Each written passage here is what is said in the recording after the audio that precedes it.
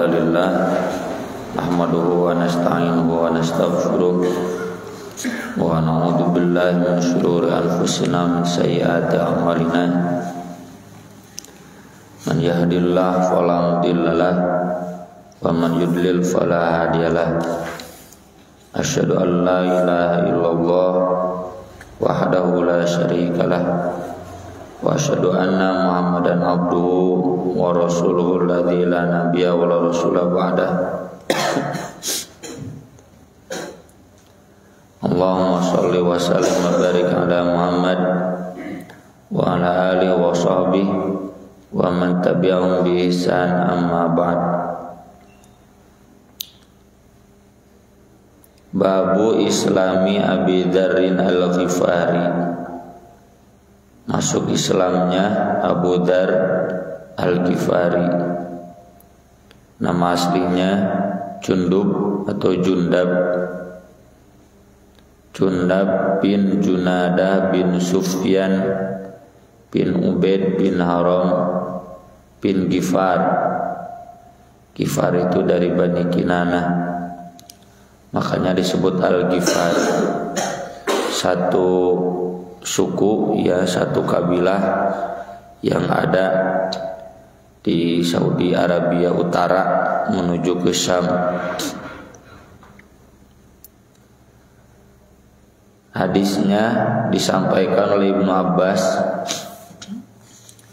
Dalam riwayat lain disebutkan Ibnu Abbas mengatakan bahwa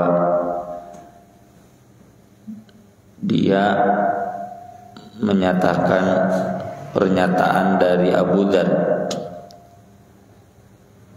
Lama balaghu Abu Dzar mab'atsun Nabi sallallahu alaihi wasallam qala li akhi.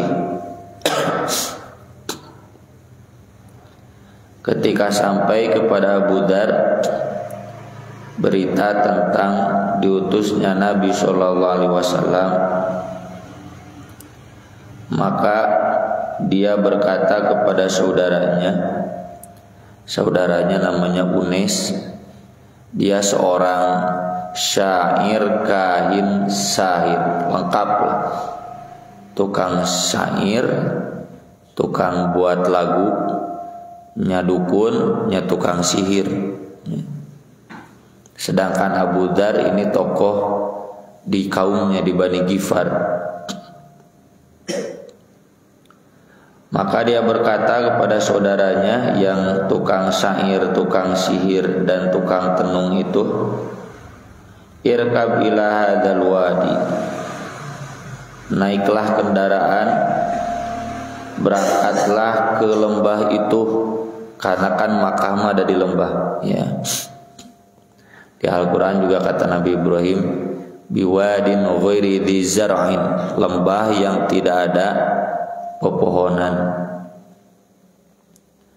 Fa'alim li ilma hadzal rajul, lalu beritahukan kepadaku informasi tentang seseorang alladzi yaz'umu annahu nabi, yang mengklaim bahwa dia nabi, ya'tihil khabaru minas sama, yang datang kepadanya berita dari langit. Jadi pada waktu itu sudah menyebar berita bahwa ada seseorang mengaku nabi mendapatkan info dari langit, wahyu dari langit. Wasma' min qawlihi, perhatikan perkataannya, simak perkataannya. Tsumma tini, kemudian datanglah kepadaku, pulanglah kepadaku, laporkan bagaimana itu orang mengaku nabi itu. Fantalaqal akhu hatta qadimahu, saudaranya itu Unes pun pergi sampai datang ke Madinah. Madinah ke Syam kan tidak terlalu jauh, ya, tidak seperti Syam ke Makkah. Makkah jauh. Ini masih di Makkah, ya. Berangkat dari Syam menuju Makkah. wa sami'a min qawlihi, dan mendengar perkataan Nabi. Tsumma raja'a ila Abi Dzarrin, kemudian dia pulang kembali kepada Abu Dzar untuk melaporkan. Faqala lahu, ternyata yang dilaporkan oleh Unis itu, ra'aituhu ya'muru bimakarimil akhlaq, aku melihat dia memerintahkan akhlak mulia, wa kalaman ma huwa bisy'ri, dan perkataan yang bukan syair. Dalam riwayat lain disebutkan, kata Unis, laqad sami'tu kalamal kahana fama huwa biqaulihim, aku sudah mahir, sudah tahu, sudah banyak mendengar omongan dukun, dan yang dia omongkan bukan omongan dukun. Walaqad wada'tu qawlahu ala aqra'is syi'ri fama yaltaimu 'alaiha, aku juga sudah bandingkan perkataan dia dengan bait-bait syair, dengan lagam-lagam syair, bayati lain, itenahawan lain, sebenarnya nggak ada yang cocok. Wallahi innahu lasadiqun, demi Allah saya yakin dia memang seorang nabi yang mendapatkan wahyu atau berita dari langit. Ieu teh ngomongna tukang syairnya jeung dukun. Jadi dia bisa membedakan mana omongan dukun jeung mana syair buatan manusia, dan Al-Qur'an bukan itu. Sama seperti tukang sihir Fir'aun bisa membedakan mana sihir, mana nulain sihir. Jadi ketika Nabi Musa mengeluarkan tongkat ular nyaan, memakan semua ular yang dibuat tukang sihir Fir'aun kemudian beriman, yakin ini bukan sihir, ini anugerah dari Allah. Kemudian kata Abu Dzar, ma syafaitani mimma aradtu, kamu tidak memuaskanku dari apa yang aku inginkan. Penasaran kene. Fatazawwada, lalu Abu Dzar pun mengumpulkan bekal untuk perjalanan. Wa hamala syannatan lahu fiha ma'un, lalu membawa wadah air, hatta qadima Makkah, sampai datang ke Makkah. Fa'atal masjid, lalu dia datang ke Masjidil Haram. Faltamasan Nabiyya sallallahu alaihi wasallam wala ya'rifuhu, dia kemudian mencari Nabi tapi dia enggak kenal yang mana Nabi teh. Wa kariha an yas'ala anhu, dan dia juga enggak mau bertanya nu mana Nabi teh. Bisi salah nanya, kan sudah tahu informasi sebelumnya bahwa Nabi ini mengajarkan ajarannya susulumputan, dan siapa saja yang mengaku beriman kepada Nabi ini itu akan disiksa sebagaimana sudah dibahas di kajian sebelumnya. Kecuali Nabi sendiri dan Abu Bakar, karena Abu Bakar tokoh di kaumnya. Nabi juga selalu dibela oleh pamannya, oleh uwakna Abu Thalib yang saat itu gubernur lah di Mekahnya, Ridwan Kamilna. Sok ayateun wani ngaheurian anak Ridwan Kamil moal kawalan. Hatta adrakahu ba'dul lail, hingga hampir masuk tengah malam. Fara'ahu Aliyun fa'arafa annahu gharib, lalu datang Ali. Ba'dul lail itu juga maksudnya sebagian malam, awal malam, mungkin maghrib isya. Lalu Ali melihatnya, fa'arafa annahu gharib, Ali tahu ini berarti pendatang, tewauh, orang asing. Falamma ra'ahu tabi'ahu, ketika Ali melihat Abu Dzar tuturkeun, diperhatikeun saha cenah ieu. Falam yas'al wahidun minhuma sahibahu an syai'in hatta asbaha. Ali tenanya ke Abu Dzar, Abu Dzar juga tidak bertanya ke Ali sampai masuk waktu subuh. Tsumma ihtamala kirbatahu wa zadahu ilal masjid. Kemudian dia mengambil wadah makanannya dan perbekalannya ke masjid. Abu Dzar kalau tadi kan di unta kan dibawa ke masjid. Cenah geus subuh mah lapar, maka diambil makanannya, perbekalannya ke masjid. Wa dhalla dzalikal yaum, dan sepanjang hari itu wala yarahu Nabi sallallahu alaihi wasallam, Nabi tidak melihat dia. Bukan berarti Nabi taraka masjid, meskipun saat itu belum ada kewajiban sholat di masjid. Ngan meureun Nabi sebelah mana teu manggihan nya. Tomboro di Masjidil Haram saat itu, sekarang saja di Masjid Al-Furqon kadang teu papanggih, duka aya duka henteu cenah. Hatta amsa, sampai masuk maghrib. Fa'ada ila madjaihi, lalu dia bergeser ke belakang, agoler deui, berbaring lagi. Famarra bihi Ali kemudian datang lagi, lewat lagi, can tanya-tanya. Cuma saat itu ini hari kedua, Ali bertanya kepada dirinya sendiri, amanala lirrajul an ya'lama manzilahu. Cenah sekarang waktunya saya ingin tahu dia orang mana. Faqamahu, lalu Ali meminta dia berdiri. Fadhahaba bihi ma'ahu, dan pergi bersama dia. La yas'alu wahidun minhuma sahibahu an syai'in, tapi masih belum saling bertanya. Cuma, Anda dari mana? Saya dari Ghifar, dari Bani Ghifar di dekat Syam, dekat Yordania. Oh ya tuh Cen, ayo Cen mau makan di rumah saya. Tapi belum panjang lebar nanya, nada masih harurin letah. Keesokan harinya pagetona hatta idza kana yaumul tsalits, hari ketiga.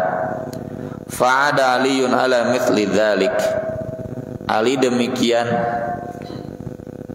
Faqama ma'ahu tsumma qala, Ali mendekatinya, kemudian ngajak dia makan. Baru di hari ketiga Ali berani bertanya, ala tuhadithuni malladzi aqdamaka, boleh aku tahu kenapa Anda datang ke sini jauh-jauh dari Syam? Abu Dzar balik menjawab, in a'taitani ahdan wa mitsaqan la tursidannani fa'altu. Janji dulu, kamu siap mengantarkanku ke seseorang yang aku inginkan. Lamun siap, aku akan terus terang. Kalau enggak, moal cenah mau terus terang. Maka Ali pun menyanggupi. Apa cenah siap? Rencepan cenahnya rahasia tong terang-terang. Oke, cenah cek Ali teh. Maka dijelaskanlah, kata Abu Dzar, saya mendengar di sini ada yang ngaku Nabi. Mana cenah orangnya? Maka Ali kemudian membawanya dan memberitahukan kepada Abu Dzar, fa innahu haqqun wa huwa Rasulullah sallallahu alaihi wasallam. Ya benar, dia memang Rasulullah sallallahu alaihi wasallam. Maaf ya, fa'ala di sini berarti belum dibawa bertemu, baru menyanggupi lalu memberitahukan. Ini kan hari ketiga. Fa idza asbahta, besok saja cenah ba'da subuh, fattabi'ni, ikutilah aku. Fa inni in ra'aitu syai'an akhafu 'alaika kumtu ka'anni urikul ma. Nanti kita cenah berjalan berdua. Nah, jika aku merasa ada seseorang yang akan curiga kepadamu, aku akan berpura-pura sedang mengucurkan air, ya, kan bawa air, api-api kenyician cair, api-api, berpura-pura tidak sedang bersama Abu Dzar, ya, memperlihatkan gerak-gerik bahwa Ali sedang tidak bersama Abu Dzar. Kieu kelamaan menyamperkeun cenah Abu Jahal, Abu Lahab ka Abu Dzar, aku akan pura-pura, ya, gerak-gerik yang lain yang seolah-olah bahwa Ali itu tidak sedang membawa Abu Dzar. Fa idza madaitu, nah kalau sudah lolos, fatba'ni, ikuti lagi aku, hatta tadkhula madkhuli, hingga kamu masuk ke rumahku. Fa fa'ala fantalaqa yakifuhu, Abu Dzar menyanggupinya, ia kemudian pergi untuk mencari Nabi. Hatta dakhala ala Nabi sallallahu alaihi wasallam, hingga dia masuk ke rumah Nabi. Wa dakhala ma'ahu, Ali pun masuk ke sehingga Ali masuk ke rumah Nabi, Abu Dzar pun ikut bersama Ali masuk ke rumah Nabi. Fasami'a min qawlihi, ia mendengar perkataan Nabi, wa aslama makanahu, dan dia ternyata masuk Islam pada saat itu juga. Faqala lahu Nabi sallallahu alaihi wasallam, lalu Nabi sallallahu alaihi wasallam bersabda kepada Abu Dzar, irja' ila qaumik, silakan pulang ke kaum kamu sana di perbatasan Syam. Fa akhbirhum, beritahukan kepada mereka, hatta ya'tiyaka amri, ajari mereka sampai datang urusanku. Dalam riwayat lain disebutkan sampai aku menang atas umatku. Kalau sekarang masih belum aman, ada yang tahu masuk Islam, apalagi orang dari luar, wah geus moal aman paeh. Pulang aja dulu, ajarkan saja di sana. Nanti kalau kita sudah punya kekuatan, ayo cenah gabung lagi. Qala walladzi biyadihi, tapi kata Abu Dzar, tidak, demi Allah, la asrukhanna biha baina dhuhranaihim, aku akan teriak di hadapan orang-orang Quraisy. Waniannya Abu Dzar, cek Nabi ulah susulumputan bahaya. Tapi kata Abu Dzar moal cendek terang-terangan. Fa kharaja hatta atal masjid, dia pun keluar sampai datang ke Masjidil Haram. Fanada bi'ala soiti, lalu dia berteriak dengan keras, asyhadu an la ilaha illallah wa anna muhammadar rasulullah. Wah, ya. Langsung orang-orang Quraisy yang mendengarnya berkerumun, ya, langsung ningkar. Tsumma qamal qaum fadarabu hatta ujau, lalu dipukuli itu Abu Dzar sampai cedera, teu bisa nanaon teu walakaya. Wa tal Abbas, tidak lama kemudian datang Abbas. Abbas ini masih kafir, ya, wa Nabi. Fa aqabba alaih, dilihat. Abbas tahu, wa ilakum, cilaka sia maraneh, alastum ta'lamun annahu min Ghifar, kalian tidak tahu ini orang Ghifar, pamimpin di Ghifar teu wawut. Ieu teh di ditu teh jeger di nagreg teh, cenah teu wawut jeger nagreg. Wa anna tariqati jarikum ila Syam, kan jalur perdagangan kamu ke Syam lewat Ghifar, cenah fa'an kidhu minhum, udangkeun cenah ubaran, selamatkan dia. Bagaimana kalau nanti kamu dagang ke Syam lewat Ghifar, kamu ditenggelan cenah gitu. sok tara ngukur ka kujur cenah teu mikir dua kali. Summa ada minal ghad limithliha, karena Abu Dzar masih cedera, dia masih tinggal di Masjidil Haram. Isukna Abu Dzar kitu deui ngogorowok deui nangtang asyhadu an la ilaha illallah wa asyhadu anna muhammadar rasulullah. Maka orang-orang pun preman-premannya memukulinya lagi, tapi dibela oleh Abbas. Ulah, nanti kamu nggak bisa dagang ke Syam, dipegat di Nagreg ripuh, jalan Cijapati sarua cenaya preman di ditu. Nah ini menggambarkan ya, masa-masa awal Islam, ketika Islam masih sembunyi-sembunyi. Siapapun yang berani terang-terangan pasti disiksa. Dan ini cobaan yang sangat berat ya bagi para sahabat, dan kita harus meneladani mereka. Saberat-beratna urang ngajalankeun agama Islam kan teu nepikeun ka disiksanya ku Jokowi, teu nepikeun ka ditenggelan ku polisi ku tentara. Sabar we nya, bisa amar ma'ruf bagus ya, tapi danu ieu mah nya dah hese atuh kumaha anggap we geus torek. Jadi kita fokus di pembinaan kita, bagaimana jika tadi Abu Dzar udah kamu pulang aja dari lawan keuneuh, pulang aja, ajari kaum kamu. Nanti kalau kita sudah banyak gabung ya. Fokus kita hari ini bagaimana memperbanyak umat Islam yang sadar harus berjihad dalam politik Islam. Tong disalurkeun sorat teh kanu sekuler atuh moal ngahiji Islam teh. Suara umat Islam dibikeun ka partai anu eta mah kahayang teu ngara Islam teu ngahiji.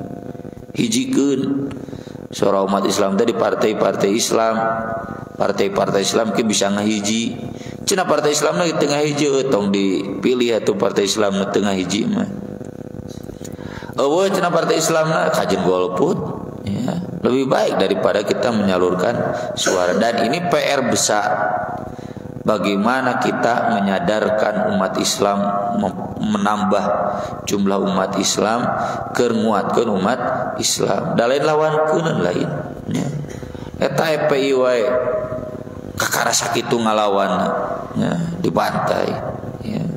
HTI kakara sakitu ngalawana dibubarkeun ya. Jadi ini kurang lebih begitulah fikih dakwah yang Nabi ajarkan kepada Abu Dzar Al-Ghifari, dan terbukti sendiri cek Nabi ulah tong terang-terangan dia ngadon nantang. Nabi bukan nggak bisa membela, bukan Nabi nggak membela, dan memang nggak bisa membela ya.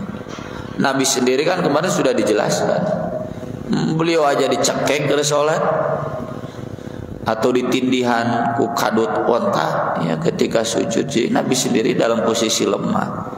Ketika umat Islam dalam posisi lemah, sudah fokusnya di dakwah, di pendidikan. Eta we. Dan hari ini kita sedang dalam posisi lemah dalam konteks kekuasaan politik. Eta we pegawaian urang. Kayak geus loba, ciri loba naon tinggal we pemilu. Minimal jika pemilu tahun 55 itu ya, suara umat Islam itu 40%. Sesana PKI jeung PNI. Nah, eta minimal geus sakitu da yang baru 40% itu. Suaranya tersebar di partai-partai sekuler jeung jadi hese ngahiji. Terbukti ketika pembahasan undang-undang yang strategis terkait umat Islam, nya partai sekuler mah moal berpihak di worldview Islam, moal sesuai jeung paradigma Islam, ngadukuna paradigma sekuler we. Yang kedua, pengakuan UNIS bahwa yang menjadi jelas dari Nabi itu dua. Satu, akhlak mulia. Dua, Quran. Nah ini modal kita umat Islam dalam dakwah, dalam pendidikan, terutama persatuan Islam ya, yang punya visi bagaimana mempersatukan Islam, umat Islam teh aya nanti tengah hiji. Nah, inilah yang didakwahkannya adalah akhlakul karimah, Quran. Mun bahasa usan tentang mah baheula almarhum tong sok nyebit-nyebit fikih, termasuk salapi ka persis ka salapi pasi pasea cenah ge. Heulakeun akhlak akidah ya, yang sama. Kalau akhlak sudah kuat, nanti fikih beda, bagus, hubungan akhlaknya tetap terjalin. Urang ngaheulakeun fikih, ai akhlakna can matang, jadi mun beda saeutik teh hayang teh pasea. Tapi kalau akhlaknya dihuluhurannya ya seperti yang kita bahas kecil-kecil lah di kajian ahad di Al-Furqan, kan saeutik kita menyadari bahwa kita masih jauh ya dari akhlak mulia itu. Akhlaknya di luhuran ayeuna kan buntennya orang awam di warung kopi ngalalobrol. Alhamdulillah. Naon cenah umat Islam lagi para rahasia NU jeung Persis kieu. Padahal bukan berarti kita nggak boleh beda. Silakan beda, silakan berdiskusi, tapi wajadilhum billati ya ahsan. Jangan sampai memecah belah, saling bermusuhan, tidak harmonis. Nah, eta teh akhlaknya berat. Jangankan kita dengan umat Islam yang beda ormas, di sesama Persis saja, di sesama Al-Azhar pun ini berat kan. Akhlak itu yang tidak terlihat nyamual jadi simpati atau jang batur oge. Yang keduanya adalah di Al-Qur'an. Ya, kita fokus Al-Qur'an itu dari dulu mempersatukan ya. Mustahil ya umat Islam nutu kabita ku Al-Qur'an. Dek orang mana wae lihat anaknya, lihat generasi muda maju dina Al-Qur'an. Contoh kita lihat orang-orang Nahdiyin, orang-orang Salafi, orang-orang Muhammadiyah bagus dina Qur'an kan moal mungkin teh simpati ya. Dan itu yang harus kita munculkan, bahwa fokus kita di Al-Qur'an. Bukan berarti kemudian hadis, fikih diabaikan, ngan ieu titik tekanna semuanya itu ada di bawah itu. Urang sarua dinu akhlak, sarua dinu Qur'an insyaallah aman ya. Dan selebihnya ini menggambarkan betapa kondisi di masa-masa awal Islam. Dek nanyakeun Nabi wae ge teu wani, karena hidup penuh dengan teror ya. Dan teror ini harus menjadikan kita kuat. Kalau kita diteror, baheula lagi sama diteror. Dulu sahabat dan Nabi sabar, mengapa kemudian kita tidak sabar? Sekian yang bisa kita bahas pada kesempatan pagi hari ini. Mudah-mudahan bermanfaat. Insyaallah nanti disambung di kajian hadis-hadis yang akan datang. Mangga bilhaya pertarosan.